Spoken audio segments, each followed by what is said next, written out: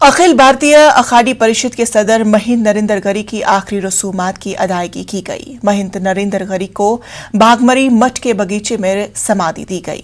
महिंद गरी की postmortem report में सांस रुकने की वजह से मौत बताई गई है, जो कि खुदकशी की तरफ इशारा करता है। बाज़र है कि अखिल भारतीय अखाड़ी परिषद के सदर महिंद नरेंद्र गरी की पीर को मशकूक हालत में मौत हो गई थी।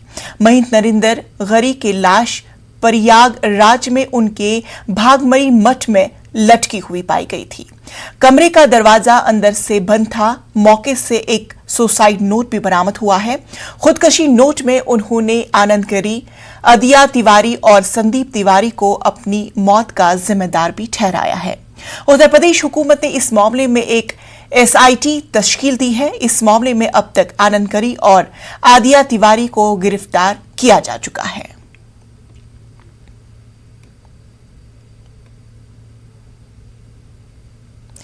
29 सितंबर को प्रियंका गांधी की